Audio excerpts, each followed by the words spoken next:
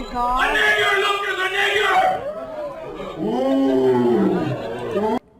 What you are witnessing is one of the most shocking things to ever happen that has shaped the current social norms of society. Something that was pretty much the powder keg, the explosion that officially revoked the N-word pass from white people permanently. It was over. There was a couple chances there. You know, Michael Rappaport, you know, he made the Tribe Called Quest documentary. Maybe he would get the pass, but nope, Kramer ruined it. Same thing with that hack comic who married a black lady who says sisters. Oh my god, that guy's cringe. Maybe he could have gotten it. Maybe been grandfathered in. Nope, not allowed. Kramer ruined it. So there's a lot of things to unpack here. First of all, before moving forward, I like to point out that in 2006, this just goes to show, like, the N-word. And when I say the N-word, I'm not even talking about, like, you know, what's been more socially acceptable in this day and age of nigga with a guh, as that one teacher explained so eloquently. I'm talking about N-word with a ER. I'm talking about nigger, right? And what I love about this clip is it shows how odd this time was in America in terms of social norms. Because this was a clip that came from TMZ. They have the words here, right? They bleep the word motherfucker, but they write in full letters and allow without bleep the word nigger. So that just goes to show the time of which this video was created, where the N-word really wasn't that bad. And when I say it wasn't really that bad, it means that the majority of people didn't really care. Now, there is a lot of history that goes into this word, its use in America, its social norms, and there's a lot of hypocrisy too. And it's like, it's hilarious looking back, like how weird these different things like happen and how we get to the modern day. And honestly, I'll be completely honest with you, this Kramer explosion right here was the beginning of cancel culture, whether it be for the best or the worst. This was the introduction that let people know, like, yo, white people been wilding for a while, yo. They just say the N-word, they just say this, they just say that. And then white people just, after this, like, when I say white people, I'm talking about the media, I'm talking about the majority. I don't know what happened. All of a sudden, political correctness became the favorite thing, so much so that it overflowed for a bit. But let's go to the history of this, right? First of all, the N-word. If you don't know, the N-word is actually something that basically came from ye old days of slavery. Now, in the beginning of the slave trade from the Africas to Americas, it was something that was somewhat acceptable in the sense of the global empire, the global perspective. You know, Europe was going to Africa and getting slaves. Portugal was over there flying their little boat, getting hella slaves. Eventually, Americas would get some slaves. And slavery is not an uncommon aspect in human history. It's existed. Arabs owned slaves. And by the way, when I say slaves, it doesn't mean that slaves were necessarily just black people. A lot of times from a global perspective or from like an American perspective, a lot of times people just think of black people as like they were the only slaves. But there were other people who were slaves, indentured servants, etc. But specifically looking at the history of African American slaves, it was something that was a little bit different when it came to other forms of slavery. And the reason why I mention that is because there was more, there was a larger culture of this slavery where, you know, something that had not existed before is that if your children are born as a slave, if you're a slave and you have children, they're born and they're also a slave. This idea of kind of like never-ending slavery. Whereas with indentured servitude, the idea is that you owe something, you work it off, and eventually you can get your freedom. Whereas with slavery, there is no freedom. You are a slave. You will never be free unless someone grants you freedom, and some way, somehow, you ascertain that right. So we're not going to go into a deep history, but the point is that the word started through slavery, where people would refer to these slaves who, you know, they came from Africa, they don't know English, and they were referred to as being ignorant. And eventually they were just synonymous with this term where they're just like, oh, they're just naggers, you know, they don't know English, they're so stupid, blah, blah, blah, dee, dee, dee, etc., etc. And this eventually continued on through the Jim Crow era of America. So after slavery ended, there was a period of Reconstruction that lasted about 2 weeks, and then after that, white people were like, yo, you know what? We need some chain gangs. We need some random slavery that isn't slavery, but it is slavery. And then it kind of continued on through Jim Crow. There's a lot of different things that led up to this word just being a tool of hate and something that really was just a term that was never a quote-unquote term of endearment. Like, during this period, there was no such thing as, like, black people saying, yo, what up, my nigga, or, like, anyone using it from, like, a youth perspective as slang at all. Eventually, you get to the point of maybe the 70s. Honestly, you might have to blame rap. Although Ice Cube made a pretty obvious argument against this, saying that... And why should I change that? Fuck you old motherfuckers trying to change rap. Say what? But ain't you the same cat that sat back when they brought cocaine back? Say what? You trying to get me a Maybach. How you motherfuckers gonna tell me don't say that?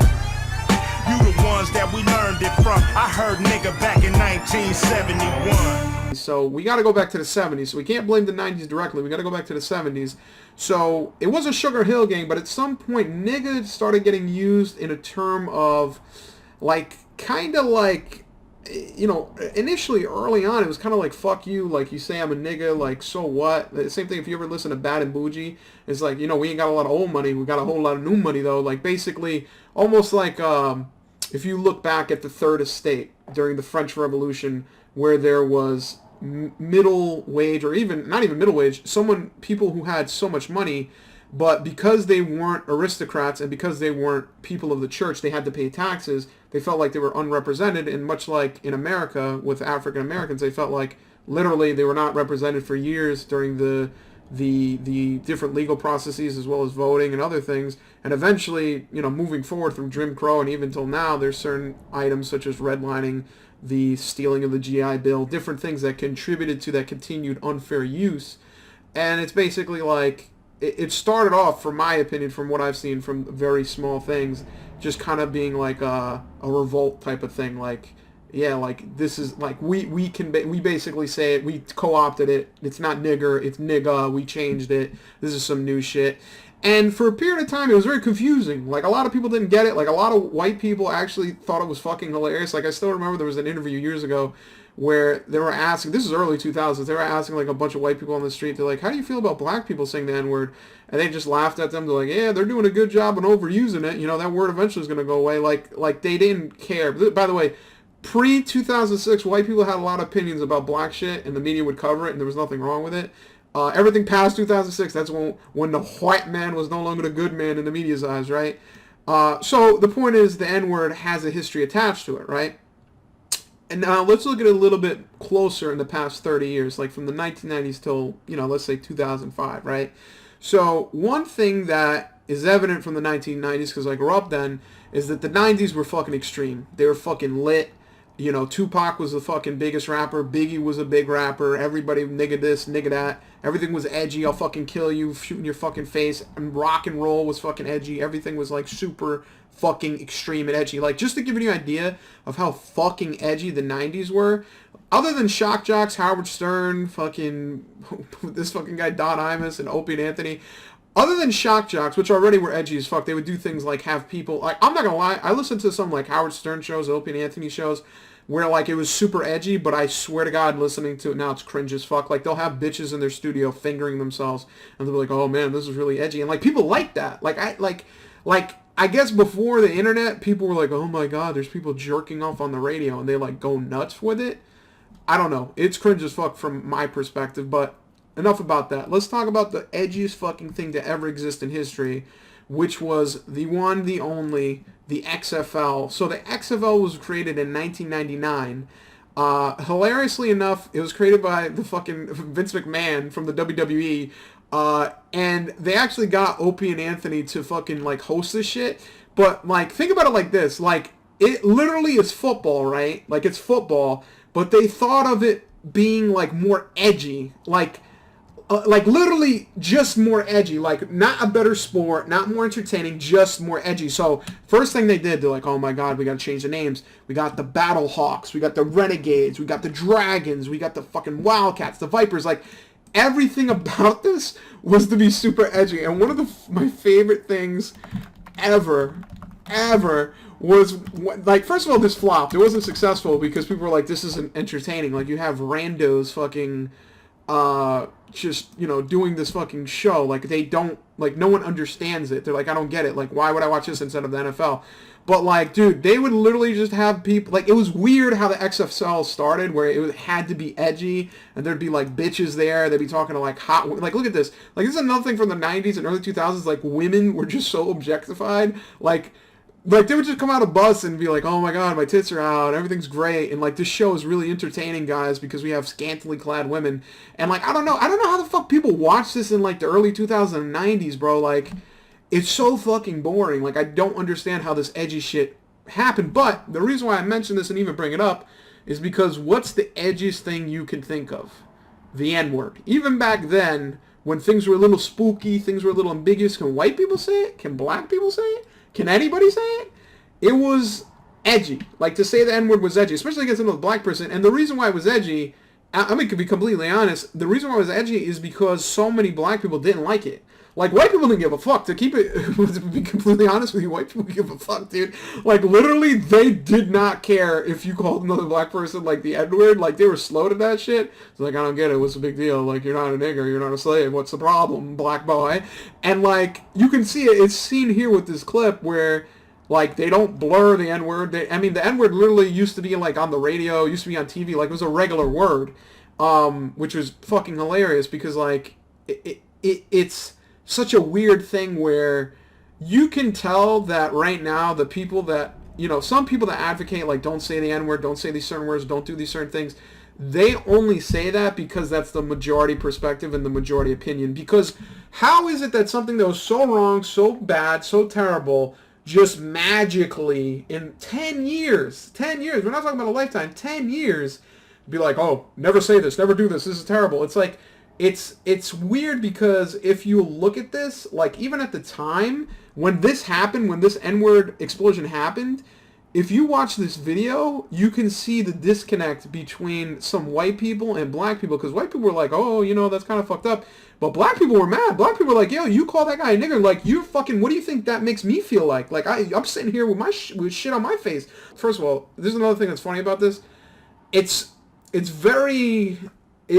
Again, this is a powder keg, so the reason why I even went through the history and went through the different information is just to say that, like, Kramer isn't the first one to say the N-word. Like, he ain't the first person to say the N-bomb, and then it'd be like, oh my god, black people are so upset, oh, the nation needs to change. This, like, is a common occurrence. Like, imagine if you were, well, you don't even need to imagine this, because faggot used to be on TV and radio all the time, too. And, like, imagine, like, you're a gay person, and you're just listening to the fucking radio, and it's like, yeah, that fucking fag, that faggot. Like, that was normal. Same thing with nigger. Like, they would say that all the fucking time. Like, it was a normal word. It wasn't a bad word. It wasn't like fuck, shit, cunt, dick, whatever. It was a normal word. So imagine you hear something that you think is not nice, you think is offensive, and it's just something like a lot, like, when it came to language, like, it took a while for the media to eventually become more empathetic, because I think a lot of minority groups kind of agreed with certain words being offensive, because for a long time, like, even during the 70s, like, black people were a lot more empathetic to other minority groups. Like, if you look at the Vietnam War, a lot of black veterans said, like, we went to war, we fought for this country, and, like, by the way, the Vietnam War literally is the best example of, like, what low morale looks like. Like, Vietnam War was one of the most toughest things for the American, pretty much in the past 50 years, one of the toughest things to America faced, because there was such low morale, because it basically was like an unwarranted war in the sense of what people wanted. Like, people didn't want to go to war. A lot of Americans didn't support it and didn't like it. And one thing that was an element of that war was racism. Like, a lot of the tactics were like, kill those tree niggers, for example. Like, that was a common term, kill those gooks. And, like, a lot of the black fucking vets would even talk and say, yo, the way they're talking about gooks, the way they're talking about Vietnamese, the way they're talking about these people, like, they're like gook is a nigger. Like, it's the same thing. Like, any oppressed group, like, they had, like, there's a lot more empathy. That's the same thing, like, how after 9/11, white people were just like, they were like, yo, they added sand to the front of nigger, and they're like, they unlocked a new combo. They're like, yo, we got niggers, and we got sand niggers, and I hate both of them. After 2001, yo, you better be careful. You walk around with a kufi, you can get smacked up like the fucking, that game lyric, right? So, but black people were a lot more empathetic. Like, I still remember watching a video from, I don't even know how the fuck I watched this video, but there was a video of Muhammad Ali basically saying, like, listen, guys, you know, what happened on 9/11. It's not all Muslims, not all of them are bad. Like black people are a lot more empathetic to that. A lot of minorities are usually more empathetic to those type of things. And I say empathy because it really is a feeling. Like, at no point in time in the history of America have we ever legislated you cannot say the N-word, because you can't really legislate it. It's just something that in society in general, it's something that now is like a societal norm where you should not say it. In general, you shouldn't say it. If you're white, you super shouldn't fucking say it. But there's definitely some hypocrisies that come with that, because as time has gone on, the rules have changed, things have shifted, and we'll go into that a little bit more, but I just wanted to mention this because this is literally a pivotal moment in it. What is happening in this crowd is also happening in America in general. Like, black people are getting up and leaving, and white people are just sitting there confused, awkward. They're like, oh, why'd you do that? You ruined the vibe. But black people are really like, yo, dude, like, that's like if there's like a, not even, like, it's hard to find a comparison, because I'm trying to think, like, I'm built like Jabba the Hutt, and it's like, yo, like, there's some fat cunt up there, or some fat bitch, or like, you're a fat or, you know what's a better example? Is like nationalism. Like, say if you're in a different country and there was some American talking and he's like, that's why, you know, I'm happy 9/11 happened, fuck you Americans. If you're an American in the audience, I'm gonna be like, yo, what the fuck are you talking about, you piece of shit, you goddamn fucker, you goddamn communist.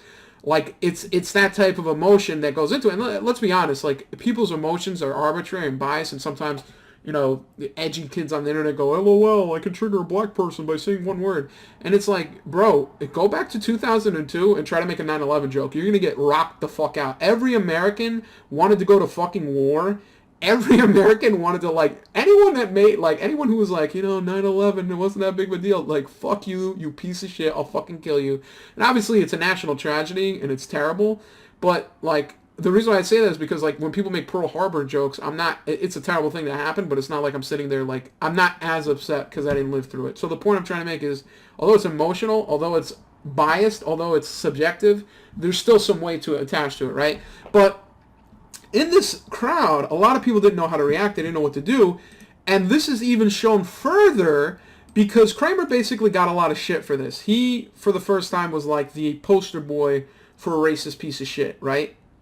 And he actually went on to The Late Show with David Letterman to try to apologize. Now, take a look at this. Imagine if this was 2020. What do you think the crowd's reaction would have been opposed to then till now? That was going on, too. Uh-huh.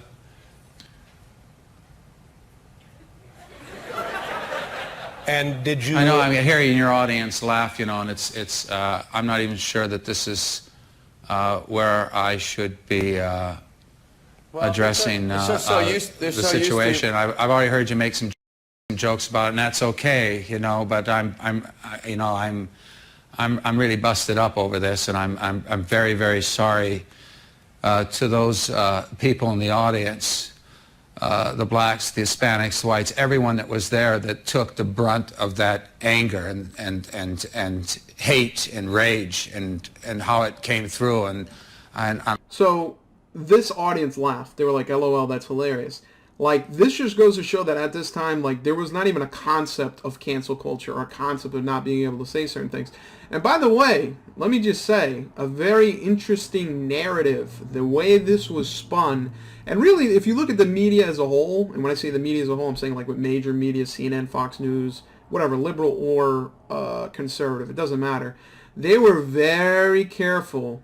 And they fucking, honestly, they played the shit out of black people with this one. They fucking finessed the system in terms of what the conversation was and what to see. So from this explosion, what ended up happening over the years is that certain words became taboo. Can't say the N-word. Can't say the other F word.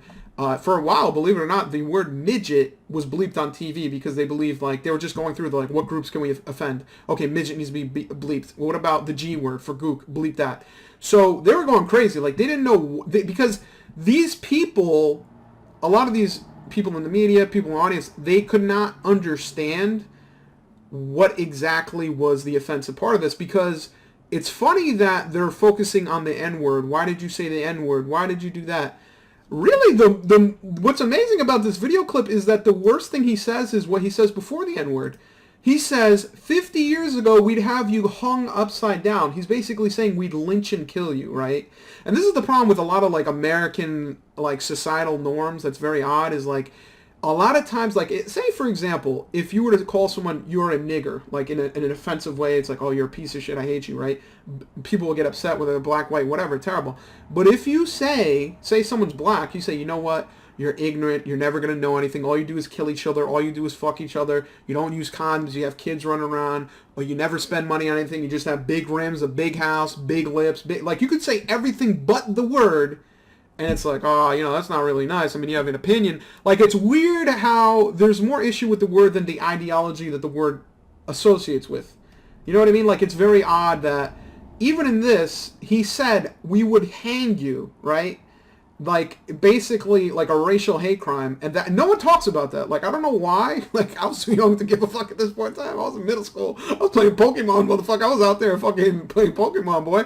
So, it's very odd. It's very weird that, like, it is so much focus on this word, but if you actually go through this video, like, black people were walking out to, like, yo, that's fucked up, you went too far, and he kept saying the N-word. He's like, that's what happens, you fuck with the white man, you get the N-word. Like, honestly, Kramer's a low-key hack. Like, he shouldn't be doing stand-up. Like, he was just doing it because he needed some money, he needed to put money in his pocket, and he basically was just like, fuck it, I'll go out there, and people were heckling him, so he's like, oh, well, hang you, you're a nigger, blah, blah, blah, all this racist shit.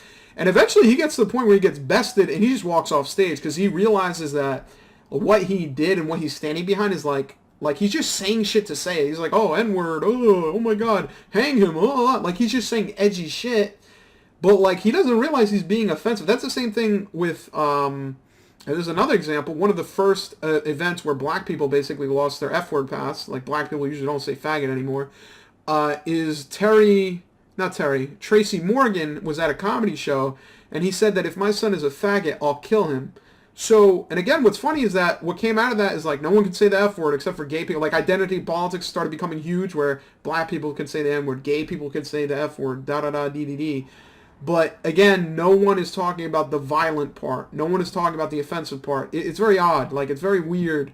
And it's even odder when eventually this gets evolved to the point where some people can say it and some people can't, because it wasn't like that. So what happens after this is that it's a very odd period in America. And the reason why I say it's an odd period, because this was the first time in America where people actually thought about this. They were like, is the N-word a bad word? Should we say it? Should we not say it? Just to give an example of like how ambiguous it was, WWE actually, after this happened, like a lot of people were trying to capitalize on people thinking about the N-word and like talking about it and doing certain things. So much so that fucking Vince McMahon decided to do this almost immediately after this event. Hey, what's going on? Hey, what's going on, dude? What's good in the hood? Keep it up, my nigga! Oh, yeah, this is gonna be hilarious. Let's put the black guy in the scene, too. That'll be real funny. What the fuck is wrong with Vince McMahon? Tell me that racist devil didn't just say what I think he said. Oh, dude, this period of time was so fucking weird. Like, what the, like, what? First of all, Vince McMahon saying the N-word is hilarious, like that, and he said it like he said it with gusto. Like he was just talking. He's like, hey, keep it up. I really hope you do well tonight, and I'll see you later. My nigga, like he put his chest into that shit. And what I love is that Vince McMahon was like, okay, not only should I say the N-word, but I should have Booker T standing there, a black person, and be like outraged. Like that has to be part of the bit. So that's the thing. It was a very weird time where like all of a sudden people were like looking at the N-word and they're like, oh, come on, it's just a joke. Who cares? It's just a word. But like this was an opportunity where black people put their foot down and were like, yo, what the fuck is going on? Like no one...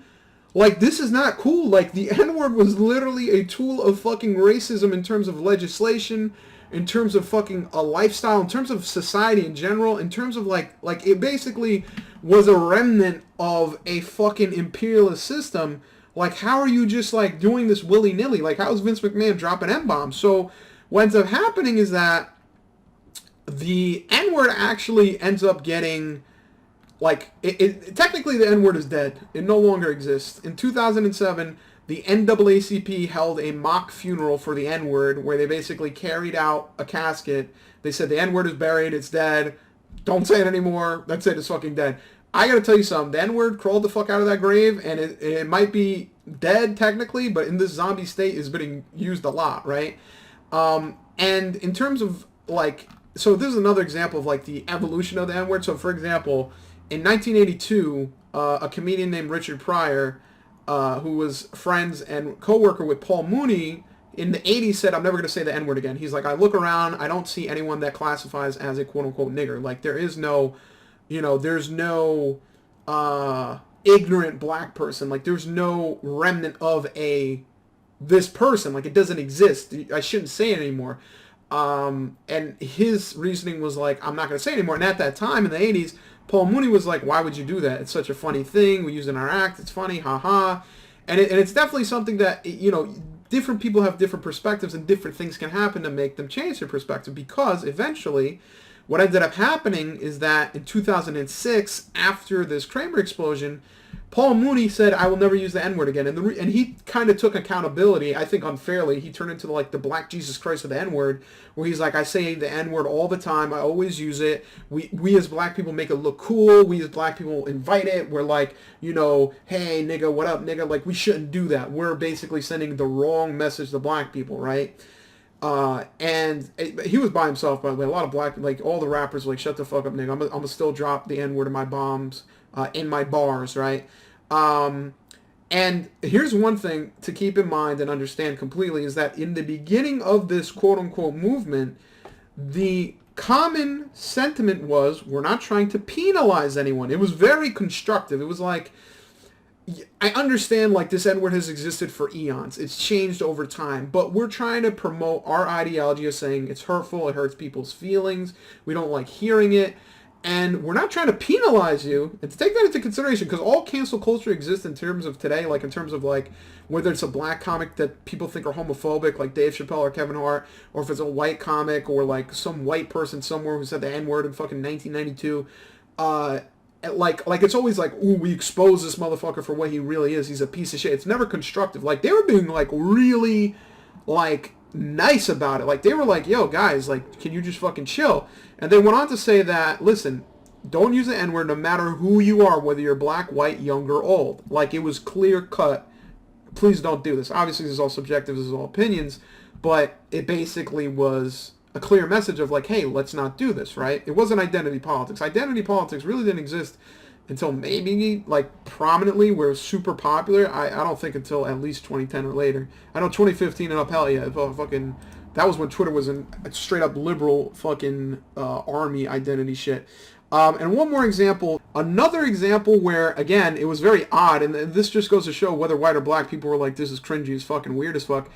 Nas made an album, or tried to make an album, titled Nigger. Like, that's what he wanted his album to be. And by the way, there have been books, like, for example, Robert F. Kennedy is a historian where he titled his book just Nigger, like the N-word. I think when they printed, they put the N-word. But a lot of people like capitalized on this word, like it was sensationalized. Everyone was talking about it. And one person that also did that was Nas, who made an album and went on to say some crazy shit. Like, honestly, Nas, like, I don't know what the fuck he was on, but he was like, he had a weird take. This is Nas. He's got his back turned. He doesn't know we're on air. We're live right now. How you doing? How you doing? Making a statement here with your t-shirt. This is the name of your upcoming album. Yeah. What kind of response have you gotten on the carpet with this? I haven't really been paying attention, but so far, like with all you guys, it's just been open-mindedness, and I appreciate that. What kind of message are you hoping to send with that new album and with the title? It's all the experiences we go through every day of all ethnicities, black, white, and different. You know, I got my friends here, the actress, Danya, I got all my crew here. We've all at some point felt discriminated on, you know. Nas basically said every ethnicity ever is basically the same as black people. We all go through it, guys. You know, sometimes you wake up late, your alarm doesn't go off, you have a tough day. Like, he was like fucking, never mind putting a foot in the door. He opened the fucking door wide open. He's like, anyone can say the word. It's not like just black people. It's not like just minorities. It was like some weird shit where he's like fucking advocate. Like, he made an album called it. He got fucking Becky in the fucking black shirt, wearing the fucking shirt with the N-word on it, and she's just standing there like, yeah, he's black, obviously. He's like, and this is another thing, by the way, that is cringe as fuck whenever it comes to this, like, certain political ideologies or different things. Like, imagine, like, how stupid some people are in terms of, like, what they think is okay, what is allowed. Like white people, no bullshit, would really look at fucking Uncle Ruckus and think he's not racist because he got black skin. Like, they'd be like, well, Uncle Ruckus obviously is black, so how could it be racist? It's the same thing with like Kanye West wearing a MAGA hat. They're like, I don't get, why do black people not like him? He's black. Like, it's cringe as fuck. Like, I really do not understand how like people can have certain ideologies or thoughts in tandem with how certain people look. But to be completely honest with you, this is where the hypocrisy comes in, where people are playing identity politics, because eventually what ends up happening with the N-word is that it kind of blows up and it turns into this kind of like odd, like first, like prototype, archetype for identity politics. Because like eventually, like in this clip right here, Patrice O'Neal basically jokingly explains that black people can say anything as a joke, really. But this is, if you look at it in today, like this is law. Like this is completely factual. Black women can say anything they want. White women can say 95% of the things they want. Black guys can say the next level of things they want.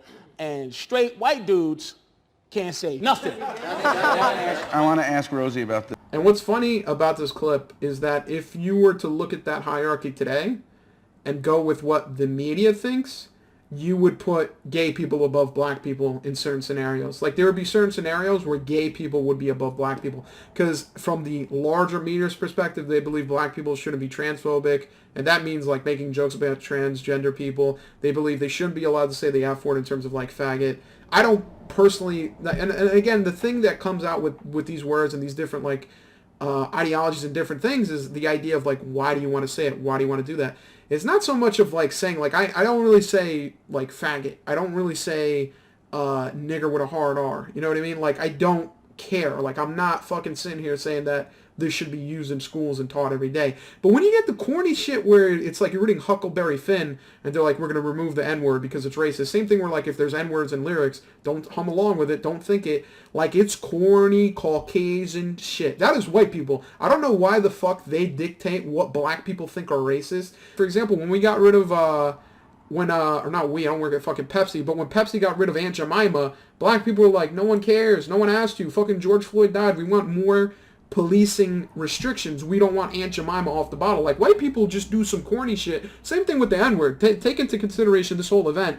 They didn't say, we'll try to be more respectful to black people and how they feel. We don't want to, you know, we want to be more fair. And, like, they build the narrative, basically. It's white people dictating how black people feel. The same way as when Ice Cube said, I'll sit down with Donald Trump and talk to him. Motherfuckers on CNN were like, how could you do that, Cube? How could you do that? First of all, say his fucking government name, you piece of shit. Don't fucking sit there and go, Cube.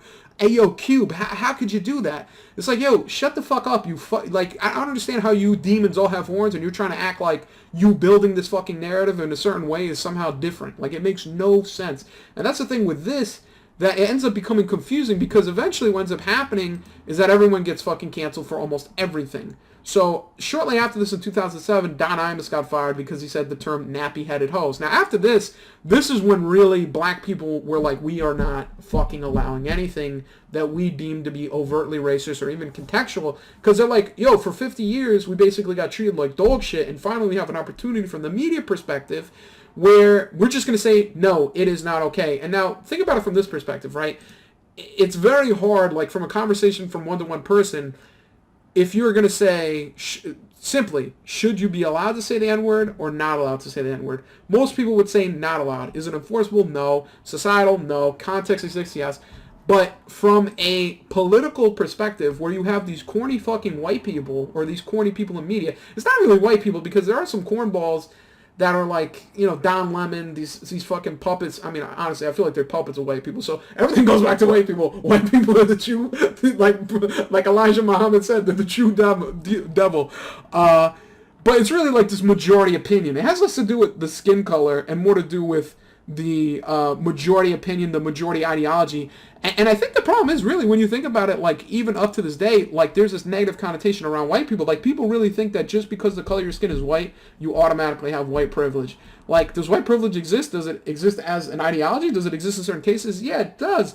But there's some people who came to America who were fucking immigrants. They literally had nothing, and because they're white, like, some way, somehow, they no matter what, will always be having a leg up. It may or may not be true in certain cases, but the problem is that a lot of these arguments are structured in such a way where it's purely identity based. And honestly, that's a losing way, because as you're seeing now, I'm not like black people are confused by this. Like Dave Chappelle in his special, he's like, I don't get it.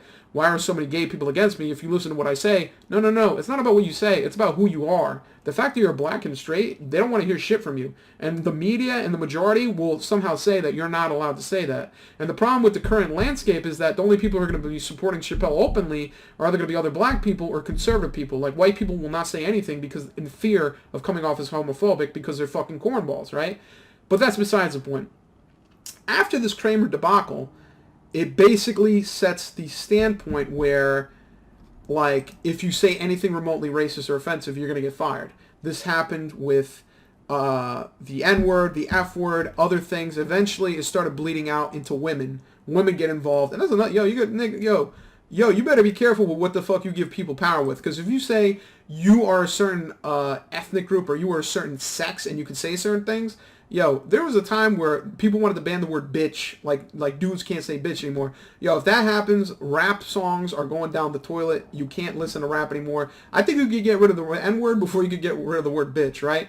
But here's an example of basically speech being an issue where before it wasn't. Like this was basically, not only was it the N-word explosion, but political correctness started to take over the majority opinion in American entertainment. So, next up on the chopping block, XM satellite radio DJs Opie and Anthony. They're under fire now for airing joking comments about raping Secretary of State Condoleezza Rice.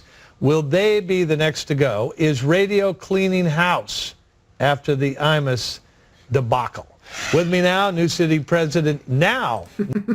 By the way, this video was fucking hilarious. Like, Patrice O'Neal basically roasts the shit out of this fucking corny white woman. It's really, if you look at people's arguments, it's almost like childish and unnecessary, because she basically goes on to say that, like, if you say anything hateful about women, it contributes to hate of women, which in certain contexts may be true, but not in this context. But the idea is that political correctness became a lot stronger. Can't say the N-word, can't say the F-word, can't say the M-word, which is for midget. Can't say certain things, and it started becoming very, like, woke culture. And half of it was, like, good. It was great. It was like certain people were like, finally, they're listening to us.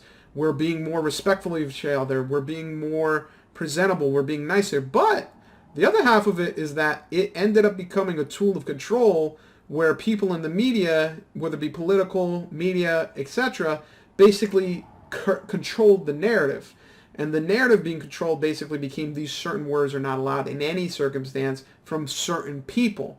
And again, remember, when this started, the majority opinion when it came from the black caucus, the black individuals, at least in terms of, this NAACP and early adoption of the N-word, they basically were saying this is not to penalize anyone.